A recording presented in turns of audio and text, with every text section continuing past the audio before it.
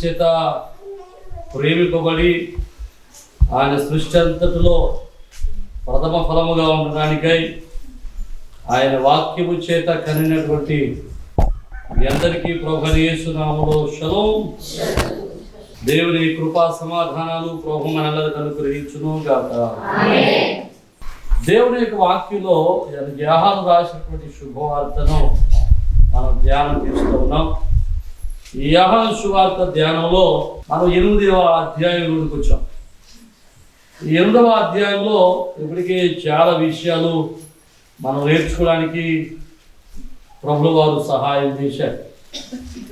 అయితే ఈరోజు మరొక విషయాన్ని నేర్చుకోవడానికి మనం ప్రయత్నం చేస్తూ క్రైస్తవ పరిణితి చెందిన క్రైస్తవ జీవితం అనగా పరిణితి చెందటానికి క్రైస్తవ జీవితం పరిణితి చెందటానికి ఉన్నటువంటి కొన్ని మెట్లను మనం నేర్చుకోవడానికి ప్రయత్నం చేద్దాం. అంటే పరిపక్వత చెందిన క్రైస్తవ్యం, పరిణితి చెందినటువంటి క్రైస్తవ్యం, మెచ్యూర్డ్ క్రిస్టియానిటీ. దేవునికి స్తోత్రం.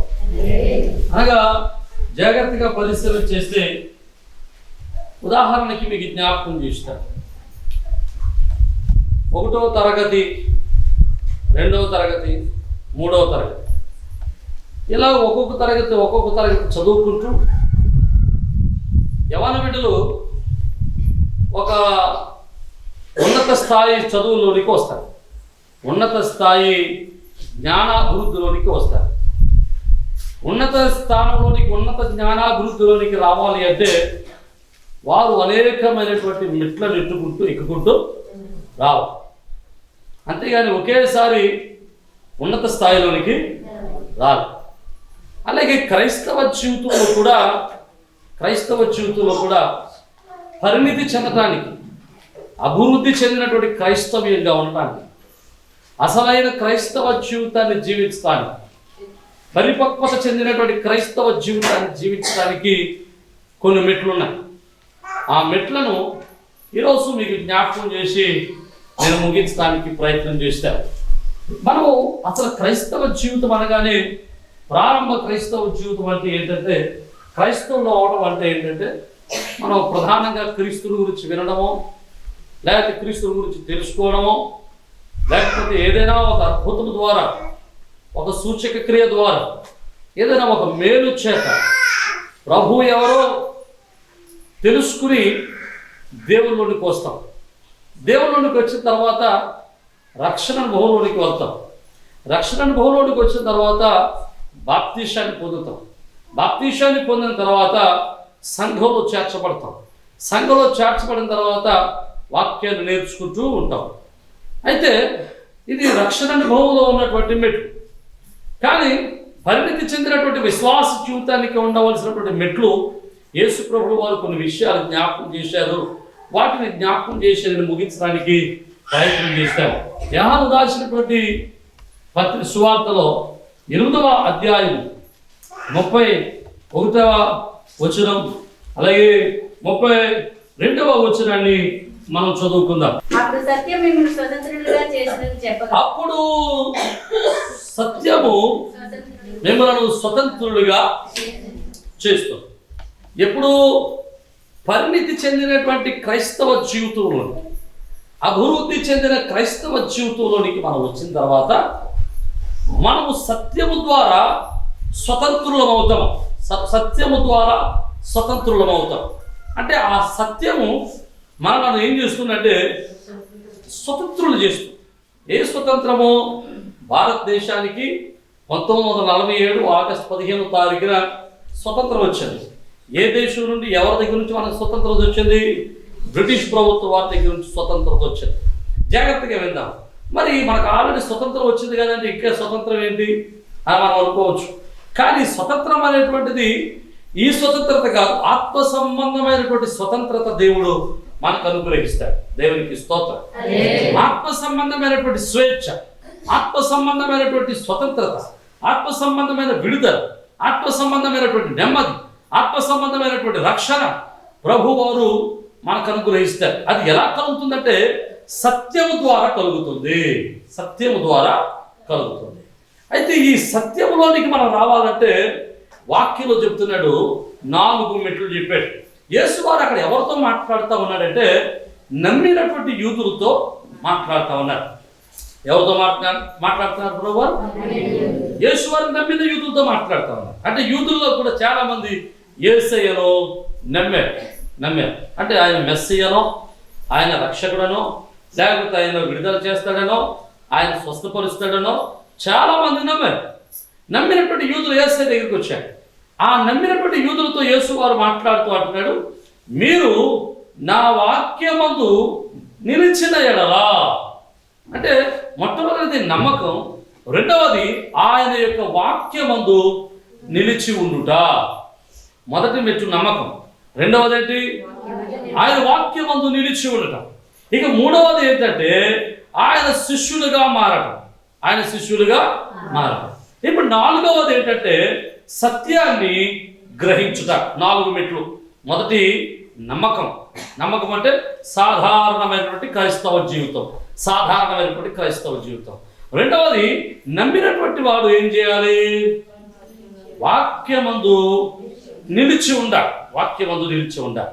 మూడవది ఏం చేయాలి? శిష్యత్వాన్ని కలిగి ఉండాలి, శిష్యులుగా బ్రతకాలి. అప్పుడు నాలుగవది ఏం చేయాలి? సత్యాన్ని గ్రహించాలి. సత్యాన్ని ఆటోమేటిక్గా గ్రహిస్తా ఉంటున్నాడు. మీరు వాక్యమందు నిలిచి ఉండి నాకు శిష్యులై ఉంటే మీరు సత్యాన్ని గ్రహిస్తారు. ఈ 4 స్టెప్పులు ప్రభు గారు చెప్తున్నారు. అందులో సాధారణమైన క్రైస్తవ జీవితం ఏంటంటే నమ్మడం.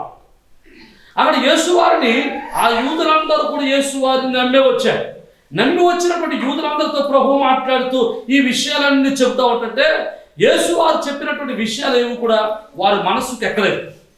కారణం ఏంటో తెలుసా? వారు సత్యాన్ని గ్రహించలేకపోతున్నారు. ఏం చెప్పకపోతున్నారంటే సత్యాన్ని గ్రహించలేకపోతున్నారు. యేసువారు నమ్మారు కదా అని యేసువారి దగ్గరికి వచ్చినటువంటి ఆ యూదులతో ప్రభు వారు చెబుతూ అంటున్నాడు, మీకు స్వతంత్రత కావాలి, మీరు ఇంకా స్వేచ్ఛాపరులు కాదు. అంటే మేము అబ్రహాము సంతానము, మాకు ఏమి స్వతంత్రత ఏమి అక్కర్లేదు, మేము ఆల్రెడీ ఎవరి చేతుల కింద మేము బందీగా లేవు అంటే. కానీ ప్రభు అంటాడు, పాపము చేసిన ప్రతి ఒక్కడు పాపములో బంధింపబడిన వాడే, పాపము నుండి వాడికి స్వతంత్రత కావాలి అంటే. ప్రభు అలా చెప్పుకుంటూ వెళ్ళిన తర్వాత యేసువారు అంటాడు, ఇదిగో మీ తండ్రి అయినటువంటి అబ్రహాము నన్ను చూశాడు, నన్ను చూడాలనుకున్నాడు, నన్ను చూచి సంతోషించాడు అని చెప్పారు. యేసువారు అబ్రహాము కంటే ముందున్నాడని చెప్పినటువంటి సందర్భాన్ని బట్టి యేసువారిని చూసినటువంటి యూదులు వాళ్ళు ఏం చేశారు తెలుసా? 51వ వచనం చూడండి, 51వ వచనం 58వ వచనం చూడండి. యేసు అబ్రహాము పుట్టక మునిపైన ఉన్నారని మీతో నిశ్చయముగా చెప్పుచున్నాను ఆయనను. కాబట్టి వారు ఆయన మీద నూటకు రాళ్ళు ఎత్తిరి. గాలి యేసు దాగి దేవాలయంలోకి వెళ్ళిపోయారు. ఏం చేశారు వాళ్ళు? రాళ్ళు పట్టుకుని యేసు వారిని కొట్టడానికి ప్రయత్నం చేశారు. ఎవరిలో రాళ్ళు కట్టుకుని కొట్టడానికి వచ్చిన వాళ్ళందరూ యేసు వారిని నమ్మిన యూదులే, నమ్మనోళ్ళు కాదు. నా మాట మీకు అర్థం, నమ్మనోళ్ళు కాదు. యేసు ప్రభు వారు మెస్సియాని నమ్మనోళ్ళు కాదు, యేసు వారి అద్భుతాలు నమ్మని వారు కాదు, యేసు వారి యొక్క దైవత్వాన్ని, యేసు వారి యొక్క స్థితిని నమ్మని వారు కాదు. యేసు వారిని నమ్మి యేసుతో వచ్చిన వారే, యేసు దగ్గరికి వచ్చిన వారే యేసు వారిని ఏం చేయాలనుకుంటున్నారు? రాళ్లతో కొట్టాలనుకుంటున్నారు. కారణం ఏంటి? వాళ్ళు యేసు వారిని నమ్మారు మాత్రమే కానీ యేసు వారిలో ఉన్నటువంటి సత్యాన్ని వాళ్ళు గ్రహించలేకపోయారు. ఆయన యొక్క ఉద్దేశాన్ని, ఆయన దైవత్వాన్ని, ఆయన యొక్క జీవితాన్ని, ఆయన యొక్క ఆలోచనను, ఆయన యొక్క పరిస్థితిని వారు గ్రహించలేకపోయారు. అంటే వారు ఎక్కడి వరకు నమ్మారంటే ఆయన అద్భుతాలు చేస్తున్నాడో అంతవరకే, ఆయన సూచక్రియలు చేస్తున్నాడో అంతవరకే. అంతకు మించి యేసు వారి మీద వారికి నమ్మకమో లేదు. ఇది సాధారణ క్రైస్తవ్యం. ఈ సాధారణ క్రైస్తవ్యంలో చాలా మంది ఇలాగే ఉంటారండి. సంఘాలు ఎలా తెలుసా? చాలా మంది సంఘాలు ఎలా ఉంటారో తెలుసా? నమ్మి ప్రార్థనకు వస్తారు, వాక్యం చెప్పామనుకోండి, ఇంటికి వెళ్ళేటప్పుడు ఏమంటారు తెలుసా? పాస్టర్ గారు ఈరోజు నా కోసమే. వీడికి ఏం గ్రహింపు ఉండదు? సత్య గ్రహింపు. సత్యం అంటే ఏంటో తెలుసా? వాక్య సారాంశమే సత్యము అంటాడు బైబిల్లో. అది ఆ యొక్క కీర్తనకారుడు వాక్య సారాంశమే సత్యము. ఆ సారాంశాన్ని మనం పట్టుకోం. ఏం పట్టుకుంటాం? ఈ మధ్యలో చెప్పిన చిన్న చిన్న ఉదాహరణలు, చిన్న చిన్న పదాలు, లేదా వారు గద్దించినటువంటి మాటలు, ఈ మాటలు పట్టుకుని ఇదిగో పాస్టర్ అలా చెప్పారు, అది చెప్పారు, ఈ కథ చెప్పారు. మీకు ప్రార్థన వాక్యం మీద వెళ్తున్నప్పుడు ఏది ఎక్కువ గుర్తుంటుంది చెప్పండి మీకు? వాక్య సారాంశం గుర్తుంటుందా? వాక్యంలో చెప్పినటువంటి స్టోరీస్ గుర్తుంటాయా? చెప్పట్లేదు. ఇది ఏ క్రైస్తవ్యం అంటే సాధారణ క్రైస్తవ్యం. ఇది సాధారణ క్రైస్తవ్యం, పరిణితి చెందిన క్రైస్తవ్యము కాదు. పరిణితి చెందిన క్రైస్తవ్యం అంటే వాక్యం యొక్క సారాంశము గుర్తుండాలి. వాక్యం యొక్క సారాంశం గుర్తుండాలి. జాగ్రత్తగా మనం పరిశీలన చేద్దాం. సాధారణ క్రైస్తవ జీవితంలో ఉన్నవాడు వాడు పరిణితి చెందిన క్రైస్తవ జీవితంలోనికి వెళ్ళాలి అంటే రెండవదిగా ఏం చేయాలో తెలుసా? వాడు వాక్యమందు నిలిచిన వాడే ఉండాలి. ఎక్కడ నిలవాలి? ప్రార్థనలోకి వచ్చినటువంటి మనము మన క్రైస్తవ జీవితాన్ని జీవించాలనుకుంటే, ఒక పరిపక్వత చెందిన క్రైస్తవ జీవితాన్ని మనం అనుభవించాలి అనుకుంటే ఏం చేయాలి? వాక్యమందు నిలిచి ఉండాలి.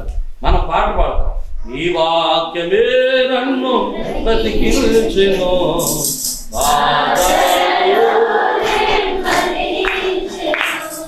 హల్లెలూయా. వాక్యం గురించి ఎన్ని పాటలైనా పాడేస్తాం, ఎన్ని మాటలైనా చెప్తాం. కానీ నేను అడుగుతున్నాను, మీలో ఎంతమంది వాక్యం మీద ఆధారపడి బ్రతుకుతున్నారు? మీరు క్రైస్తవులుగా ఉన్నారు కదా, దేవుని దగ్గరికి వచ్చారు కదా, దేవునిలో బ్రతుకుతున్నారు కదా, మందిరానికి వస్తున్నారు కదా, ప్రభువుని దేవునికి అంగీకరించారు కదా, ప్రభువుని దేవునిగా నమ్మారు కదా. మీలో ఎంతమంది మీ జీవితానికి వాక్యాన్ని ప్రామాణికంగా తీసుకున్నారు? కొంచెం పదం అర్థం అవ్వకపోవచ్చు, మీకు కొంచెం అర్థమయ్యేటట్టు చెప్తాను. మీ జీవితాల ప్రయాణాల్లో, మీ జీవిత నడకల్లో, ప్రయత్నాలలో, వ్యాపారాలలో, జీవన విధానంలో, కార్యక్రమాలలో మీరు ఏ పని చేసినా, ఏ కార్యక్రమం చేసినా, మీరు ఏ స్థితిలో ఉన్నా, ఏ పరిస్థితిలో ఉన్నా, మీరు చేసే ప్రతి పనికి, ప్రతి పరిస్థితికి వాక్యమే ఆధారము. నేను చేసే ప్రతి పనికి వాక్యాన్ని ఆధారం చేసుకునే బ్రతుకుతున్నాను. వాక్యమే ఆధారము. వాక్యం ఏం చెబితే అదే నేను చేస్తున్నాను. వాక్యం ఏం చేయమంటే నేను అదే చేస్తున్నాను. వాక్యం ఏది చేయొద్దంటే అది మానేస్తున్నాను. వాక్యములకు విరుద్ధమైన పని ఏది నేను చేయటం లేదు అని చెప్పగలిగిన విశ్వాసులు ఎవరైనా ఉంటే అది రెండవ మెట్టు. మొదటి పెట్టేంటి? నమ్మటం. నమ్మో బాగానే ఉంది, దేవుళ్ళలోకి వచ్చే బాగానే ఉంది. మరి వచ్చిన నీవు ఆయన వాక్యానుసారంగా బ్రతుకుతున్నావా? మీకు ఒక మంచి ఉదాహరణ చెప్పి నేను ముగించడానికి ప్రయత్నం చేస్తాను. హైందవులు బ్రతకటానికి, వాళ్ళ జీవన విధానానికి వాళ్ళకు ఒక ఆధారం ఉంది. ఏంటి? వాళ్ళ మత గ్రంథాలు వాళ్ళకు ఒక ఆధారం. వాళ్ళ మత గ్రంథాలు ఎలా ఉండాలో, ఎలా ఉండమని చెప్పాయో వాళ్ళు అలాగుంటారు. భౌతులు ఎలా ఉండాలో, భౌతులు ఎలా జీవించాలో, బుద్ధుడు ఎలా చెప్పాడో, ఆయన మత గ్రంథాలు ఎలా రాయబడ్డాయో అలా బ్రతుకుతారు. అలా నా మాట అర్థమవుతుందా మీకు? హైందవులు ఎలా బ్రతకాలో హైందవ గ్రంథాలు చెబుతాయి. ఆ గ్రంథాలు చెప్పినట్టు వాళ్ళు బ్రతుకుతారు. బౌద్ధులు బుద్ధుడు చెప్పినటువంటి గ్రంథాలు ఎలాగైతే ఉన్నాయో అలా బ్రతుకుతారు. అవి ఎలా చెప్పాయో అలా చేస్తారు. జైనులు వాళ్ళ మత గ్రంథాలు ఏం చెప్పాయో అది చేస్తారు. మహమ్మదీయులు, ముస్లింలు ఖురాన్ ఎలా చెప్పిందో ఆ ఖురాన్ చెప్పినట్టే వాళ్ళు నడుస్తారు. అలా నా మాట మీకు అర్థమైపోయింది పాటకి. మరి మీరు క్రైస్తవులు ఏ మత గ్రంథాన్ని అనుసరించి నడవాలి? క్రైస్తవులు ఏ గ్రంథాన్ని అనుసరించి నడవాలి? చెప్పట్లేదు. బైబిల్ని అనుసరించి నడవాలి. మరి నువ్వు క్రైస్తవుడు అని చెప్పుకుంటూ క్రైస్తవ జీవితాన్ని జీవిస్తూ మరి నువ్వు జీవించేటువంటి జీవితానికి, నీ జీవన విధానానికి, నీ ప్రయాణానికి, లేదా నీ జీవన ప్రయాణానికి, లేదా నీ జీవితపు ప్రయత్నాలకు, నీ కార్యక్రమాలకు, నీ జీవితపు దైనందిక జీవితానికి దేన్ని ఆధారం చేసుకుని బ్రతుకుతున్నావు?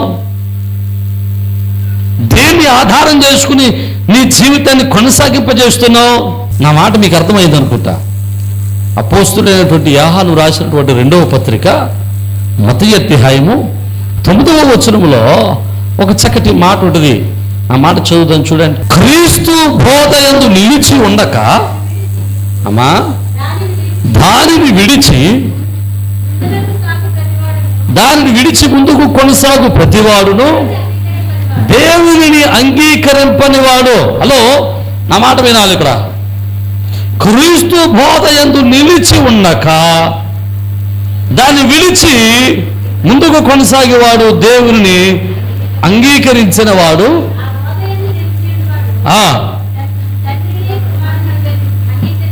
ఆ బోధ యందు నిలిచిన వాడు తండ్రిని కుమారుని అంగీకరించిన వాడు. దేవునికి స్తోత్రం. నేనంటున్నాను, ఈరోజు నువ్వు వాక్యాన్ని అంగీకరించావా అని అడుగుతున్నాను నేను. వాక్యానుసారంగా జీవిస్తున్నావా అని అడుగుతున్నాను నేను. నీ జీవితానికి వాక్యమైన ఆధారం అని అడుగుతున్నాను నేను. పరిణితి చెందిన క్రైస్తవ జీవితంలో మొదటిది నమ్మావు, రెండవది వాక్యానుసారంగా బ్రతకాలి. కానా అనేటువంటి ఊరిలో ఒక పెండ్లి విందు జరుగుతుంది. ఆ విందుకి యేసయ్య కూడా పిలువబడ్డాడు. యేసయ్యని పిలిచారు ఆ విందులోనికి. యేసయ్యని పిలిస్తే యేసయ్య ఆ విందుకు వచ్చాడు ఆయన. కానీ యేసయ్య ఆ విందులో ఉన్నప్పటికీ ఆ విందులో ఏమొచ్చింది? లోటు వచ్చింది, సమస్య వచ్చింది. యేసు ఉన్నా సమస్య వచ్చింది. నా మాట అర్థం కావాలి మీకు. యేసు ఉన్నా సమస్య వచ్చింది. కారణం ఏంటి? యేసుని పిలిచారే తప్ప యేసుకు చోటు, ఆయనకు సమయము ఇవ్వలేదు. ఆయన మాట వినేవాడు లేడు. దేవునికి స్తోత్రం. జాగ్రత్తగా వినాలి. మరియా వచ్చి, అమ్మా అయ్యా ద్రాక్షారసం అయిపోయిందంటే నాతో నీకు పని ఏంటమ్మా, నా సమయం ఇంకా రాలేదన్నప్పుడు మరియా ఏం చేయాలి? అయితే నీ టైం ఎప్పుడు వస్తే అప్పుడే చేయని వెళ్ళాలి కదా, ఆయన టైం రానప్పుడు. కానీ మరియా ఏం చేసింది? అక్కడ ఉన్న పనివారిని పిలిచి ఆయన మీతో, అంటే నేను అంటాను ఆయన మీతో చెప్పింది చేయండి అన్నాడంటే ఆయన మాట వింటే అద్భుతాలు జరుగుతాయి. దేవునికి స్తోత్రం. ఆయన చెప్పింది చేస్తే లోటు తీర్చబడుతుంది. ఆయన చెప్పింది చేస్తే సమస్యలు తీర్చబడతాయి. ఆయన చెప్పింది చేస్తే మన బ్రతుకులు ఆశీర్వాదకరంగా మారుతాయి. నమ్మితే దేవునికి స్తోత్రం. హల్లెలూయా. అందుకున్నట్టు కదా, నీవు ఆయన వాక్యమట మన పాదములకు దీపము, మన త్రోవకు వెలుగై ఉన్నది. దేవునికి స్తోత్రం. ఆయన వాక్యమే మనకు పాదములకు దీపంగాను త్రోవకు వెలుగుగా ఉండి మన సమస్యలో పరిష్కారం ఇచ్చి, మన బాధలలో నెమ్మదినిచ్చి, మనకు శోధనలో నెమ్మదినిచ్చి, మనను బలపరిచేది, స్థిరపరిచేది, భద్రపరిచేది, నడిపించేది. ఆమేన్. నేనంటున్నాను, మరి ఎంతమంది ఆయనకు సమయం ఇస్తున్నారు, ఆయనకు చోటు ఇస్తున్నారు? చెప్పుకోవడానికే క్రైస్తవులు, కానీ చేసేవన్నీ చెప్పట్లేదు. చేసేవన్నీ దేన్ని అనుసరించి చేస్తున్నావు? లోకాన్ని అనుసరించే క్రైస్తవులమే, కానీ ముహూర్తానికి తాడి కట్టాలి. క్రైస్తవులమే. ఈశాన్యులు బరువు. మీకు ఇంకా విడుదల కలగలేదు. అర్థమైతే దేవునికి స్తోత్రం. మీకు ఇంకా విడుదల రాలేదండి. క్రైస్తవులమే.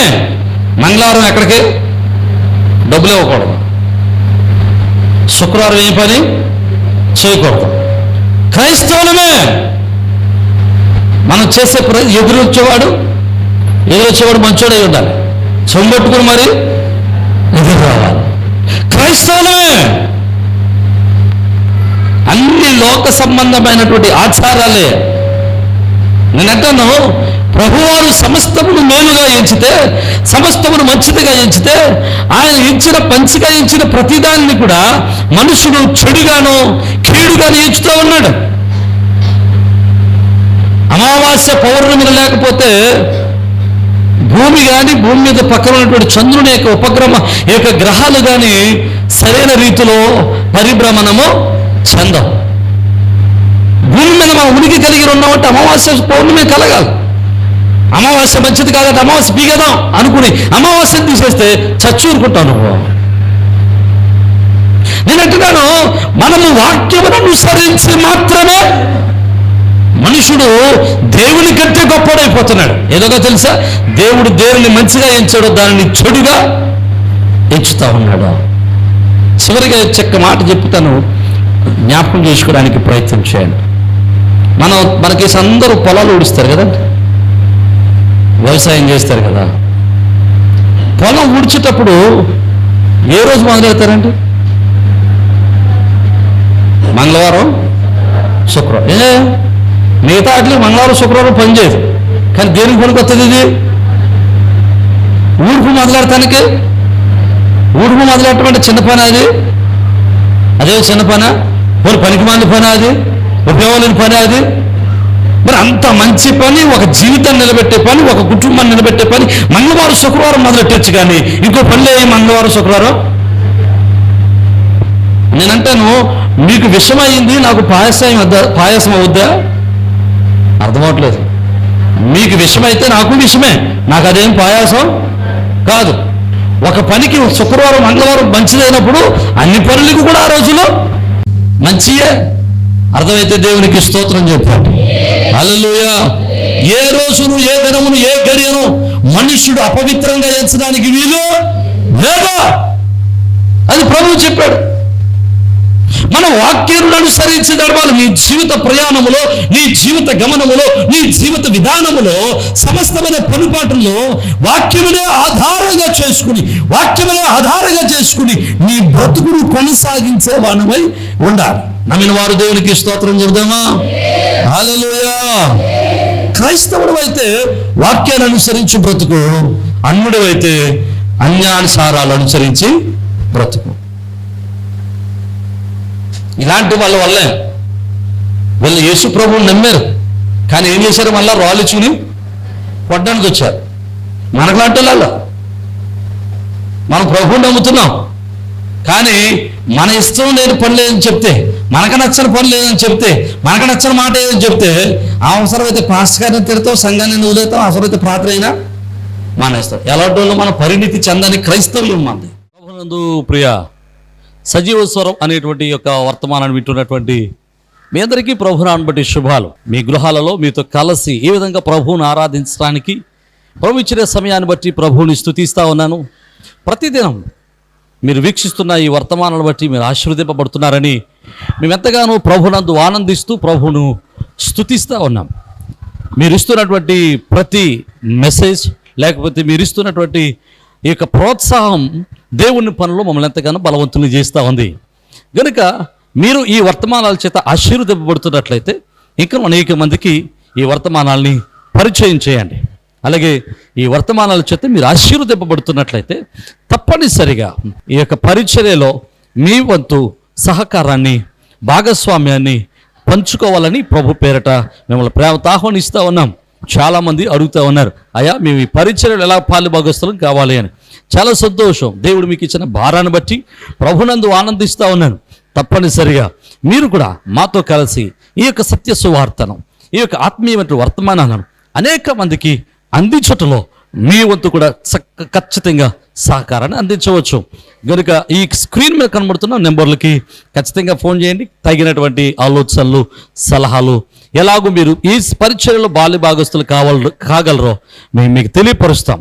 అలాగే మీరు ఈ వర్తమానాల చేత ఆశీర్వదింపబడుతున్నట్లయితే, ఒకవేళ మీరు ఇప్పటి వరకు ఏ సంఘానికి వెళ్ళని వారైతే, ఏ మందిరానికి అటెండ్ కాని వారైతే తప్పనిసరిగా మిమ్మల్ని మా మందిరానికి, మా సహవాసానికి ప్రేమతో ఆహ్వానిస్తూ ఉన్నాం. చక్కని అపోస్తుల యొక్క బోధ, ఆత్మీయమైనటువంటి ఆరాధన, ప్రేమతో కూడినటువంటి సహవాసము, చక్కని ప్రేమతో కూడినటువంటి ఆదరణ సంఘాల్లో సంఘం ద్వారా పొందడానికి మిమ్మల్ని ప్రేమతో ఆహ్వానిస్తూ ఉన్నాం. ఒకవేళ మీరు ఏకైనా మందిరాల్లో ఆల్రెడీ మందిరాల్లో కట్టబడి ఉన్నట్లయితే తప్పనిసరిగా ఆదివారపు ఆరాధన మందిరంలో జరిగేటువంటి కూడికలలో పాల్గొనటం మానేయదు. తప్పనిసరిగా మీ మందిరాల్లో బలవంతులై శ్రేష్ఠులై దేవుని పనులు బలవంతులుగా ఎదగాలని మిమ్మల్ని ప్రేమతో ఆహ్వానిస్తున్నాం. ఒకవేళ ఎక్కడా మీరు పరిచర్యలో ఏ పరిచర్యకు ఏ సహవాసానికి ఒకవేళ మీరు అట్టుకట్టి ఉండకపోతే, ఏ సహవాసులు మీరు పాలిభాగస్తులుగా ఉండకపోతే తప్పనిసరిగా మిమ్మల్ని ప్రేమతో ఆహ్వానిస్తూ ఉన్నాం. మన పరిచర్యల ద్వారా ఇంకా అనేకమైనటువంటి పరిచర్యలు జరుగుతూ ఉన్నాయి. ప్రతి నెల అనాథల పరిచర్య చేస్తూ ఉన్నాం. ఈ అనాథల పరిచర్యలో చాలామంది యవన బిడ్డలు తమ యవన కాలంలో తమ యొక్క భర్తలను కోల్పోయిన వారు ఉన్నారు. అలాగే చిన్న చిన్న పిల్లలు పెట్టుకుని వారు పోషిస్తున్న వారు ఉన్నారు. వారిని పోషించడానికి దేవుడు మాకు ఇచ్చినటువంటి ఆలోచన బట్టి ప్రతి నెల కొంత సహాయాన్ని చేస్తున్నాం. ఇంకా ఆ సహాయాన్ని అనేక మందికి పంచాలని ఆశపడుతూ ఉన్నాం. ఇలాంటి దేవుని పరిచర్యలో మీరు కూడా మీ యొక్క సహకారాన్ని ప్రేమతో అందించవచ్చు. అలాగే ప్రతి నెల సెకండ్ సాటర్డే మన మందిరంలో చిన్నపిల్లల ప్రోగ్రాం జరుగుతుంది. ఇది ప్రతి నెల జరుగుతూ ఉంది. మీరు కూడా మీ పిల్లలు దేవునిలో ఆత్మీయంగా బలపడాలని ఆశపడితే తప్పనిసరిగా మీ పిల్లల్ని ఆ యొక్క చిన్నపిల్లల ప్రోగ్రానికి, కింగ్డమ్ చిల్డ్రన్స్ అనేటువంటి ప్రోగ్రానికి మీ పిల్లలు కూడా ప్రోత్సహించండి. తప్పనిసరిగా పంపించండి. ఉదయం 9 గంటల నుంచి 4 గంటల వరకు చక్కని పాటలు, చక్కని కథలు, చక్కని ఆరాధన, దైవభక్తి, అలాగే విశ్వాసంలో వారిని బలపరచడానికి ఎంతో మేము తోడ్పడుతూ ఉన్నాం, వారిని బలపరుస్తూ ఉన్నాం. అది మీ పిల్లలకు ఆత్మీయంగా బలపడడానికి, విశ్వాసాలు బలపడడానికి ఎంతగానో దోహదం చేస్తూ ఉంది. తప్పనిసరిగా ఈ పరిచర్యలో మీరు కూడా పాలిభాగస్తులై ఉండాలని ప్రభు పేరిట మనం చేస్తున్నాం. అలాగే ఇండియా ప్రేయర్ లీగ్ అనేటువంటి ఒక ప్రార్థనా సహవాసాన్ని నడిపిస్తూ ఉన్నాం. మిమ్మల్ని కూడా ప్రేమతో ప్రార్థనా సహవాసంలోనికి ప్రేమతో ఆహ్వానిస్తూ ఉన్నాం.